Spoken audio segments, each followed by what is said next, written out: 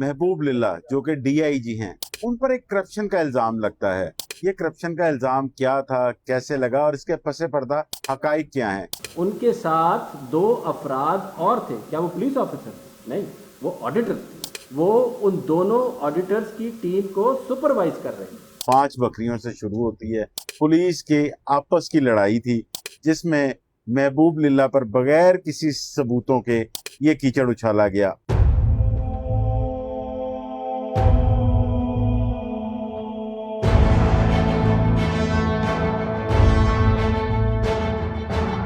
अस्सलाम वालेकुम नाजरीन, मैं हूं आपका मेज़बान नुमान शेख। आप देख रहे हैं एक्सप्रेस एक्सक्लूसिव।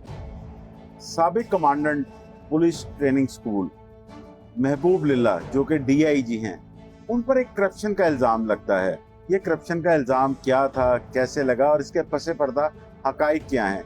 इस पर बात करने के लिए मेरे साथ मौजूद हैं सीनियर क्राइम एनालिस्ट जनाब मियां आबिद साहब। मियां साहब, बहुत शुक्रिया आपके वक्त का। ये है क्या मामला, जो कि बड़ी मारूफ शख्सियत है महबूब लिल्ला साहब, बहुत सारे फलाही कामों में उन्हें देखा जा सकता है, लेकिन ये उन पर आखिर इल्ज़ाम क्या लगा 22 करोड़ करप्शन का? देखिए नुमान साहब, बात यह है कि एक 24 साल कैरियर हो पुलिस का और वो निचले लेवल का नहीं, ऊपर लेवल का। एएसपी से एक बंदा शुरू होता है और डीआईजी के लेवल तक पहुंचे, आज तक उसके ऊपर करप्शन का इल्ज़ाम नहीं लगा। अब आके क्या ऐसी बात हुई कि जून ट्रेनिंग कॉलेज से पहले वो मोटरवे ट्रेनिंग कॉलेज के 4 साल कमांडेंट रहे, कभी किसी ने उंगली नहीं उठाई। अब इस जहाँ पे उन्होंने 2.5 साल सर्व किया ट्रेनिंग कॉलेज जून में, वहाँ पे ये इल्ज़ाम उठता है कि जी वो 22 करोड़ समथिंग यानी 60 लाख की शायद करप्शन का इल्ज़ाम है। और आईजी ऑफिस से इसको मीडिया हाइप दी जाती है, मीडिया के लोगों से रब्ता किया जाता है, खबरें चलवाई जाती हैं। तो जब हमने इसकी तहकीक की तो नुमान साहब ये बात सामने आई कि 2025 में महबूब लिल्ला जो है ना, वो बेसिकली एक आर्टिस्टिक माइंड लोग नहीं होते। यार ये फूल यहाँ पे अच्छा लग रहा है, ये टावल यहाँ पे सही नहीं है, ये वाइट वाश सही नहीं है, यार इसका कलर चेंज करो। अगर आप कभी मोटरवे कॉलेज जाने का इत्तेफाक हुआ तो उसने मोटरवे कॉलेज को भी एक state of the art college बना दिया था। उसी से मुतासिर होके आईजी पंजाब जो सबका थे डॉक्टर उस्मान अनवर, उन्होंने क्यों ट्रेनिंग कॉलेज की जिम्मेदारी दी। उन्होंने कहा कि यार ये मुझे ऐसे चाहिए जैसे मोटरवे का आपने बनाया था। इसकी तैनाती से पहले चूंग ट्रेनिंग कॉलेज एक खंडरनुमा बिल्डिंग, ना कोई खाने का निज़ाम है, ना कोई ट्रेनिंग का ऐसा निज़ाम है। तो आईजी पंजाब डॉक्टर उस्मान जो थे वो इस चीज़ से तंग थे कि यार इसको बेहतरी की तरफ ले जाएंगे, तो इस वजह से महबूब को वहाँ तैनात किया गया। अब होता ही है कि उन्होंने ना सिर्फ बिल्डिंग रेनोवेट करनी शुरू कर दी, उसके बाद प्लांटेशन पे बड़ा फोकस किया। उसमें एक जूनियर डीआईजी, वहाँ उनकी रिहाइश थी, उस कॉलेज में एक रिहायशी ब्लॉक है, वहाँ पे वो भी रहते थे। तो उनका एक गेट जो है घर का वो बाहर सड़क पे खुलता था और एक कॉलेज के अंदर खुलता था। अब मौसूफ डीआईजी साहब, जिनका नाम फैसल अली राजा है, वो बकरियों को शौक रखते थे, कोई खास किस्म की बकरियां मंगवाई और उन बकरियों को घर में रख लिया। अब वो बकरियों को बांधते नहीं थे, खुल्लम खुल्ला एक छूट लॉन में करके नहीं, वो कॉलेज के अंदर आ जाते। अब चूंकि पहले निज़ाम नहीं था इस तरह के कि जी घास फूस उगी हुई थी, दरख्त ऐसे बेढंगे से हैं, तो कोई उनकी सफाई करने वाला नहीं था। तो महबूब लिल्ला ने ऑर्डर किया कि जी इसकी प्लांटेशन चाहिए, खूबसूरत पौधे यहाँ पे लगाए गए हैं, लॉन को खूबसूरत बनाया जाए। तो कॉलेज का जो 70% एरिया था वो बड़ा डेकोरेट हो गया, लेकिन 30% जो डीआईजी फैसल अली राजा साहब के घर के पास था वो उसी तरह नकारा पड़ा हुआ था। तो उन्होंने विजिट किया तो उन्होंने कहा कि भाई ये क्या सूरत है, यहाँ पे प्लांटेशन नहीं की गई। तो उन्होंने कहा कि प्लांटेशन हमने की थी, यहाँ डीआईजी फैसल अली राजा साहब की बकरियां हैं जो आके तो सब कुछ खा जाती हैं, बड़े कीमती प्लांट्स जो है वो ज़ाया हो चुके हैं। तो उन्होंने कहा यार उनको मेरी तरफ से पैगाम दें कि यार वो गेट बंद रखें या बकरियों को बाहर ना आने दें। तो फैसल अली राजा साहब ने उसका नोटिस ना लिया। अब होता ये है कि कुछ अरसे बाद अपने स्टाफ से पूछते हैं जी प्लांटेशन का क्या होगा, जी बकरियां बांधनी होंगी तो प्लांटेशन कहाँ से करें। तो उन्होंने फिर एक लेटर लिखा जो मैं समझता हूँ कि थोड़ा सख्त था। उस लेटर में वो लिखते हैं कि फैसल अली राजा साहब, आपको बार बार रिक्वेस्ट की गई कि अपनी बकरियों को कंट्रोल करें। तो ये बुनियादी तौर पर 5 बकरियों का मामला है। इसमें मुझे करप्शन 22 करोड़ की नज़र नहीं आती, 5 बकरियों का इश्यू ज़्यादा है। तो उसमें उन्होंने कहा कि जी वो मेरे स्टाफ ने तंग आके आपकी बकरियां बांधी, तो आपने वहां आके शाउट किया। तो ये एक डीआईजी के मुनासिब तर्ज अमल नहीं है, आपका रवैया ऐसा नहीं होना चाहिए था। लेकिन अब मैं आपको वार्निंग देता हूँ कि अगर दोबारा ये बकरियां आई तो फिर सख्त से सख्त कार्रवाई की जाएगी। ये जूनियर है इनसे फैसल अली राजा या सीनियर है? फैसल राजा जूनियर है। अब फैसल राजा साहब ने महबूबुल्लाह को फोन किया कि भाई आपने बड़ी सख्त जुबान इस्तेमाल की। उन्होंने आगे से कहा कि यार मैं तो आपका सीनियर हूँ, दूसरा बार बार आपको रिक्वेस्ट की गई, आप उसके ऊपर नोटिस नहीं ले रहे, तो अब आप अपना गेट बंद करें वरना फिर हम खुद कर देंगे। तो फैसल अली राजा साहब ने जब फोन बंद हुआ तो फोन उठाया और आईजी पंजाब डॉक्टर उस्मान अनवर को फोन कर दिया। वो देखें जी मेरे घर का दरवाजा बंद किया जा रहा है। अच्छा, अब डॉक्टर उस्मान अनवर साहब ने महबूबुल्लाह को फोन किया, और यार तुम लोगों के घरों के दरवाजे बंद करो। उसने कहा नहीं सर, इसके घर के 2 दरवाजे हैं, एक दरवाजा कॉलेज की तरफ रखा हुआ है और एक इनका मेन सड़क के ऊपर है।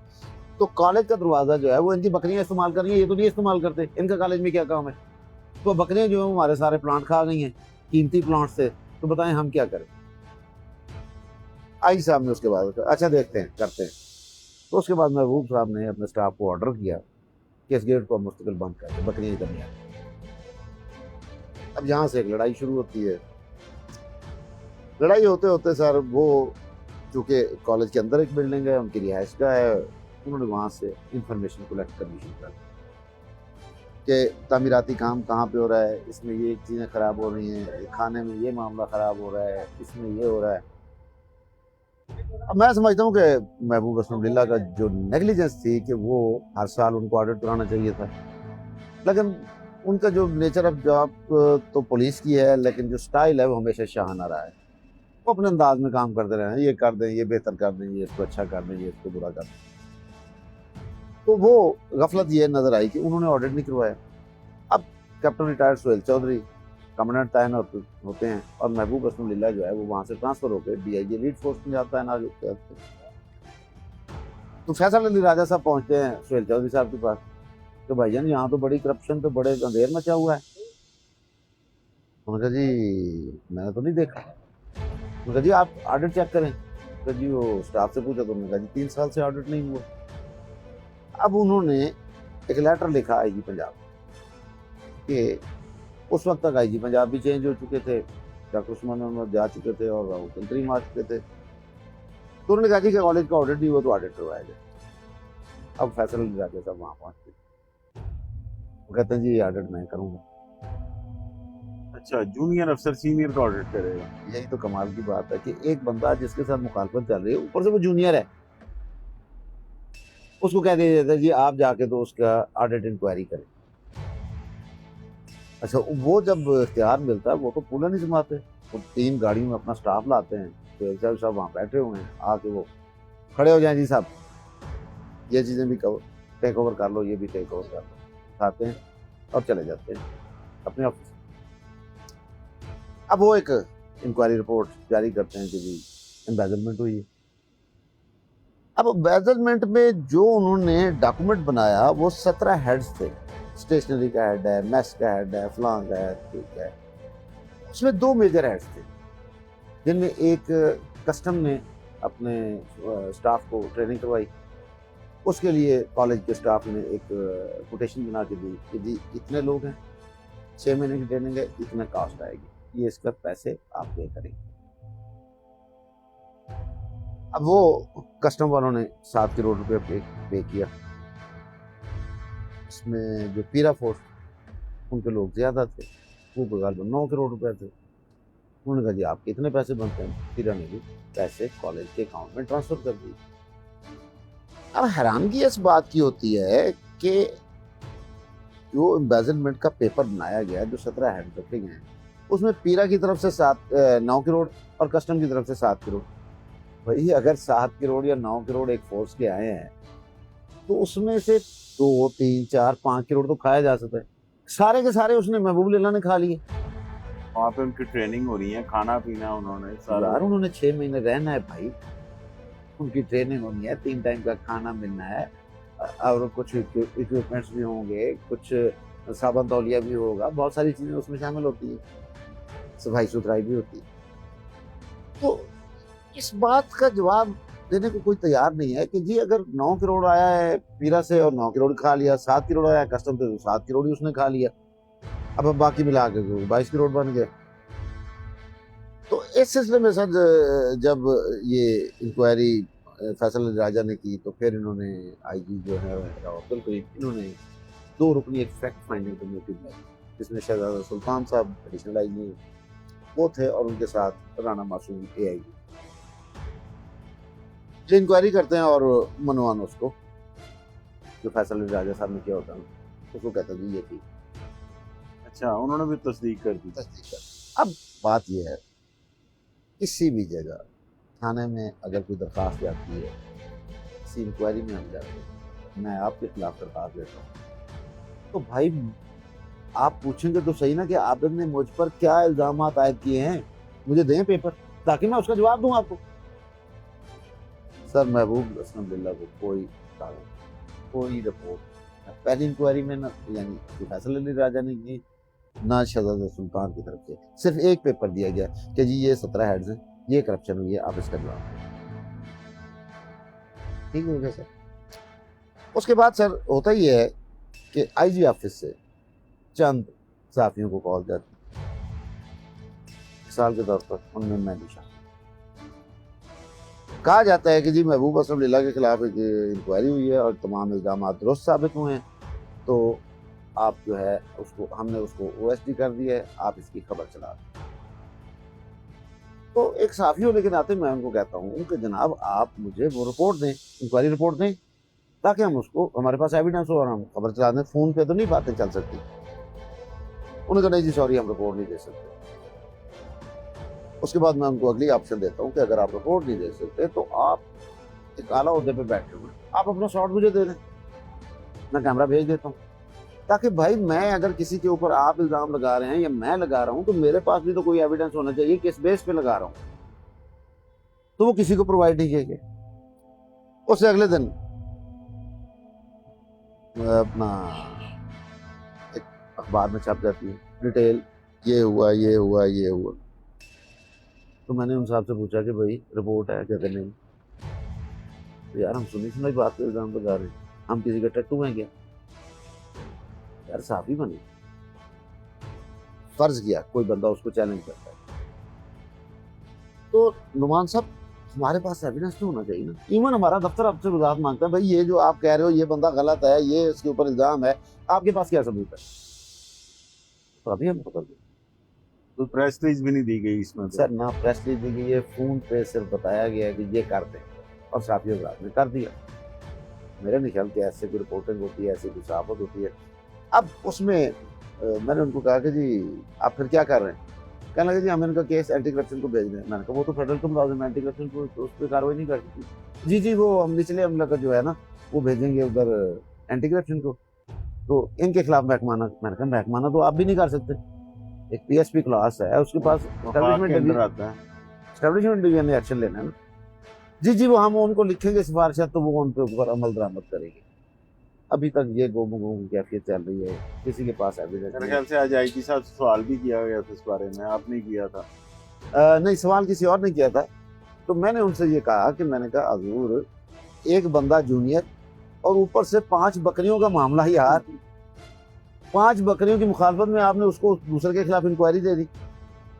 वही सब बस वो ठंडे सी मिजाज के आदमी हैं, कहते हैं नहीं यार 2 बंदे और भी साथ थे उनके, तो वो हमने इंक्वायरी कराई तो वो ऑडिट था। भाई ऑडिट आप एक्सटर्नल में एजीपीआर का स्टाफ जो है वो किस लिए बैठा हुआ है? अरे जी ऑफिस दुनिया जाती है ना, ऑडिट वो करते हैं, एक्सटर्नल ऑडिट आपने क्यों नहीं करवाया? अच्छा दूसरी बात ये कहते हैं कि हमने कमेटी बनाई, फैक्ट फाइंडिंग कमेटी। नुमान साहब रूल्स के मुताबिक आप एक रेगुलर इंक्वायरी इनिशिएट करें, आप कमेटियां बना के किसी के खिलाफ फैसला नहीं दे सकते। ये बात मैंने आईजी साहब से पूछी, मैंने कहा जी जी हम सोच रहे हैं कि इसके ऊपर रेगुलर इंक्वायरी कराई जाए।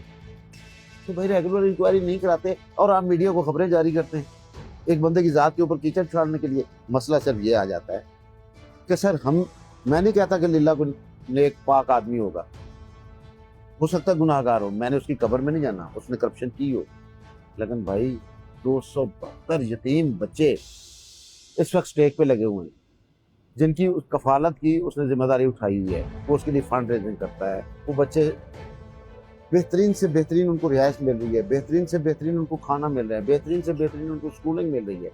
यार वो लवारिस बच्चे हैं 272।